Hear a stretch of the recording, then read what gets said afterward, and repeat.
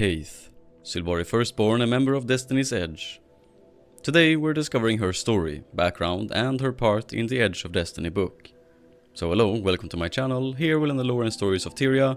This video will have some spoilers for Living World Season 2, so beware. As always, you can find the full lore on the official Guild Wars 2 wiki. Let's begin.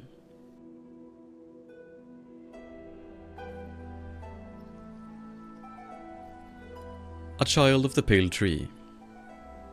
Caithe is one of the firstborn, the very first 12 Sylvari to awaken beneath the Pale Tree.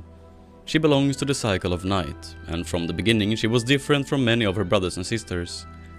While most young Sylvari were filled with wonder and chose to remain close to the grove, Caithe was driven by curiosity. She believed that the world could only be understood by seeing it with her own eyes. The Pale Tree named her one of her valiants, trusted guardians who would protect both the tree and the young Sylvari race. She was also given a wild hunt, a purpose placed deep within her soul. That purpose was to help destroy the elder dragon Caithe, although she would not understand how that destiny would unfold until many years later.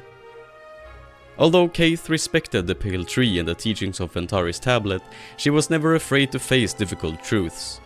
She believed that ignoring darkness did not make it disappear. Instead, it had to be understood, even when the answers were painful. This way of thinking would shape every important decision she made throughout her life. Among the firstborn, there was one Sylvari who meant more to Caithe than anyone else. Her name was Wynne. Love, loss, and the first nightmare. While many of the firstborn stayed within the grove to guide the growing Sylvari race, Caithe and Wynne chose a different path. Together, they traveled across Tyria, becoming some of the first Sylvari to truly explore the world beyond the Pale Tree's branches. Their journeys brought them through ancient forests, forgotten ruins, and distant kingdoms. As they traveled, their friendship grew into love. They trusted one another completely, and believed they would always walk the same road. But Tyria held dangers that neither of them understood. While exploring Ore, they encountered the nightmare. Caithe instinctively turned away from it, while Wynne became fascinated by what she had experienced. That moment planted the first seeds of the divide between them. Rather than fearing the nightmare, Wynne believed it revealed hidden truths that the Pale Tree wanted to keep secret. Although Caithe tried to understand her, she watched the woman she loved slowly begin to change. Neither of them realized it then, but this was the beginning of a division that would eventually lead to them growing further and further away from each other. Wynne's secret. As the Sylvari race grew, the firstborn struggled to understand how they should guide the new generations that followed them. One of the first conflicts came from Caithe, one of the early Sylvari awakened after the firstborn. He believed the newer Sylvari deserved greater recognition, but the Pale Tree refused to separate her children into different ranks. When Caithe explained that, to the Pale Tree, they were only the firstborn and the rest were simply Sylvari, Caithe became angry and left the grove, promising that he would one day make the Pale Tree listen. Not long afterward, the firstborn learned that several newly awakened Sylvari had been captured by an Asura researcher named Vorp, who was experimenting on them in Metrica province. Because Caithe and Wynne had traveled farther than most Sylvari, they were sent to rescue them. They succeeded in freeing the captured Sylvari, including Caithe, but Vorp escaped. However, this journey led them toward a secret that would change Caithe's life forever. Wynne became obsessed with discovering what another firstborn, Wynne, was hiding. Wynne had disappeared into the wilderness carrying a secret she believed was too dangerous for anyone to know. Caithe and Wynne followed her into the Silver Wastes, where they found Wynne living among a Maguma centaur tribe. But peace did not last. Wynne provoked a conflict with the centaurs, and with the help of Caithe and other future members of the Nightmare Court, she and Caithe attacked the tribe. The massacre disturbed Caithe deeply. She had already seen Wynne changing, but this showed her that the woman she loved was beginning to embrace cruelty. Afterward, Caithe and Wynne found Wynne hiding in a nearby cave. They demanded that she reveal her secret, but Wynne refused. Wynne, determined to learn the truth, left to gather tools to torture the answer from her and ordered Caithe to watch over their fellow firstborn. While they were alone, Wynne finally told Caithe the truth. She revealed that the Sylvari were connected to the elder dragon Morgemoth, a secret that could cause the world to fear and reject them. Wynne believed that if Fowland learned the truth, she would use it to harm others. Knowing she could not escape, Wynne asked Caithe to kill her before Fowland returned. Caithe was heartbroken, but she understood what Wynne was asking. She took her sister's life and held Wynne's body in her arms, mourning the terrible choice she had been forced to make. When Fowland returned, she believed Caithe had killed Wynne without hesitation. Caithe did not reveal the truth. The tragedy, combined with Fowland's growing connection to the nightmare, finally broke the bond between them. The two who had once explored Tyria together as lovers now stood on opposite paths. Fowland became the leader of the Nightmare Court, but she never stopped trying to convince Caithe that she belonged beside her. Caithe carried Wynne's secret alone. From then on, Caithe understood that protecting others sometimes meant carrying a burden that no one else could see. Destiny's Edge. The burden of Wynne's secret stayed with Caithe wherever she went. She changed her hair to match her fallen sisters and wore different clothing as a quiet reminder of the promise she had made in the Silver Wastes. Every day she carried the knowledge that the Sylvari had been created by an elder dragon. She never spoke of it, because she believed the truth would only bring fear and division before the right time. Even with such a heavy secret, Caithe never abandoned her wild hunt. The Pale Tree had given her a purpose, to help destroy the elder dragon Zaitan, and every step she took brought her closer to that destiny. Around 1319 AE, fate brought her to the plains of Ascalon, where two warriors were already locked in battle. One was Logan Thackeray, a proud human soldier. The other was Rytlock Brimstone, a fierce char of the Blood Legion. Their fight ended suddenly when a band of ogres led by Chief Cronon attacked them. Cronon sought revenge for the death of his son, Chiefling Igor, and cared little for the quarrel between the human and the char. Caithe joined the battle without hesitation. Although the three had only just met, they quickly learned that they would survive only by trusting one another. Together they escaped the ogres, but their troubles were far from over. Their path led them into the ruins of an ancient underground dwarven city. Deep beneath the mountains, another enemy was waiting. The Destroyers, servants of the Great Destroyer, sensed their presence and surged through the tunnels. With fire and stones surrounding them, escape seemed impossible. Their only hope was an old Azura gate, damaged by age and barely functioning. As the gate struggled to remain open, Caithe reached out through her bond with the Pale Tree. She sang to her mother, strengthening the magical connection just long enough for the three companions to step through the gate. Moments later, they emerged safely near Lion's Arch, while the destroyers that followed were swiftly defeated. It was the first time Logan, Rytlock and Caithe had truly fought together. It would not be the last. Their arrival in Lion's Arch was anything but peaceful. Rytlock still carried Sohothin, the ancient flaming sword once wielded by Prince Rurik of Ascalon. Logan believed such a treasured human relic should be returned to his people, while Rytlock insisted he had earned the right to carry it. Their argument grew so fierce that buildings were damaged before the Lion Guard finally arrested all three of them. Rather than leaving them in prison, Captain Magnus the Bloody-Handed saw an opportunity. He purchased their contracts and entered them into the gladiatorial arena, where they fought under the name Edge of Steel. The unlikely trio quickly earned a reputation.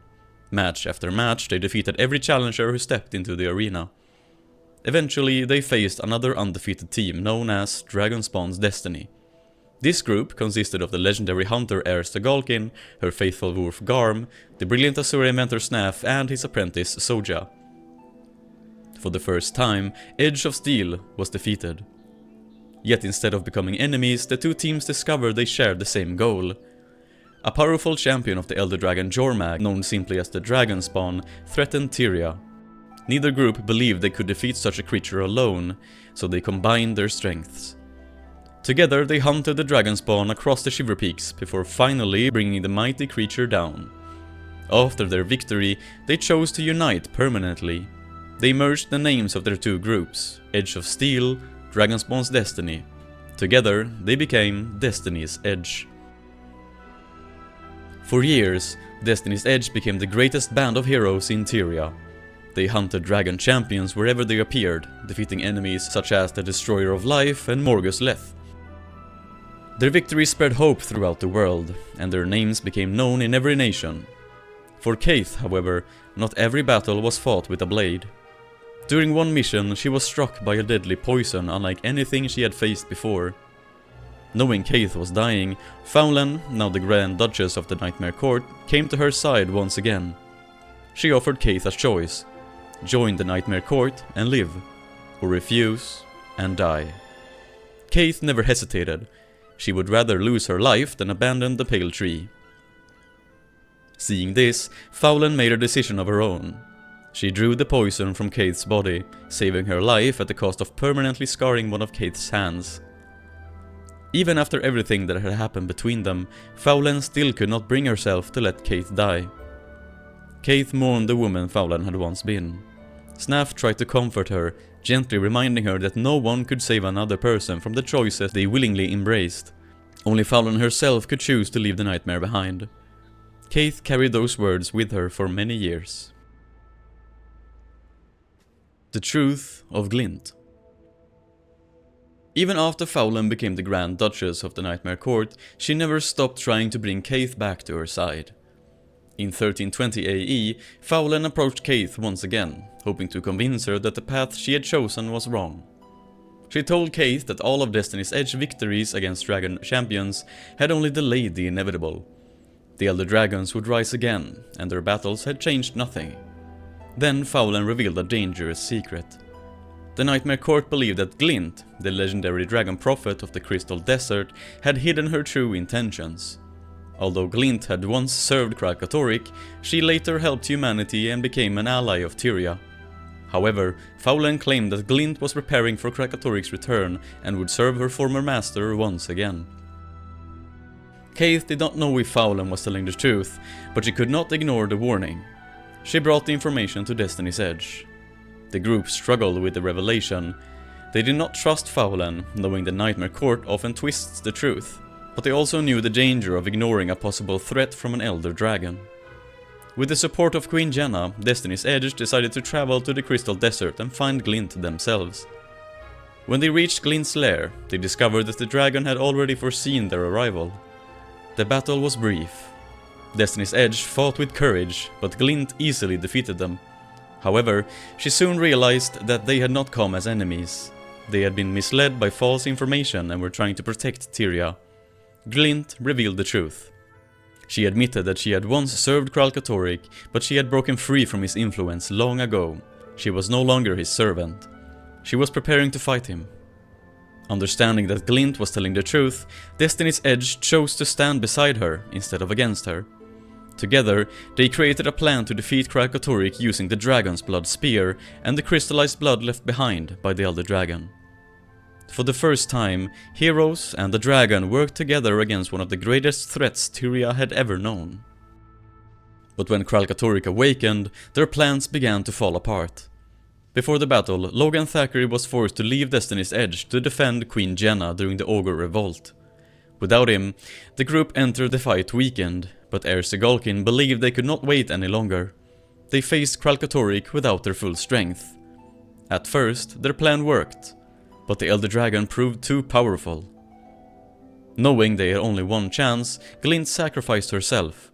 She allowed Snaf's device created from crystallized dragon blood to connect with Kralkatorrik's mind. This allowed Snaf to control the Elder Dragon for a brief moment and force him to land. But without Logan, Destiny's Edge could not protect Snaf from Kralkatorrik's branded minions. Snaf was killed. Kralkatorrik broke free. Before Whitlock could strike with the Dragon's Blood Spear, the Elder Dragon escaped. The battle left Destiny's Edge broken. Glint was gone. Snaf was lost. The heroes who had once stood together could no longer overcome their grief and anger, and the guild eventually separated. But Caithe refused to let their sacrifice be meaningless. Among the remains of the battlefield, she collected pieces of Kralkatorrik's crystallized blood, believing they could one day help defeat the Elder Dragons. Even after losing those closest to her, Caithe continued looking toward the future. Because that was who she had always been, a keeper of secrets, a protector of others, and a hero who continued walking forward even when the path ahead was filled with darkness. The beginning of a legend. Caithe's story before the rise of the Pact was filled with difficult choices and painful truths. She had loved someone who chose the path of the nightmare. She had carried a secret that could change how her entire race was seen. She had fought beside heroes who became legends, only to watch their victory turn into tragedy. But through every loss, Caithe remained true to herself. She never stopped searching for answers. She never stopped protecting those who could not protect themselves. And she never stopped believing that the future could be better than the mistakes of the past. The firstborn Sylvari, who once left the safety of the grove to explore the world, had become one of Tyria's greatest heroes. Not because she was without fear, not because she always made the right choice, but because, even when surrounded by darkness, Caithe continued to walk forward. And this was only the beginning of her long journey.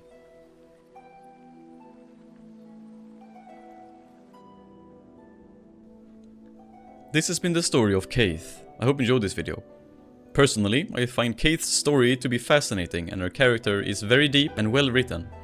Over the years, she has slowly begun to be one of my favorite characters in the story. With that said, thank you for watching this video.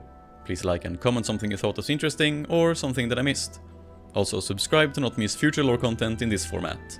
Now, take care and I will see you in the next story. Goodbye.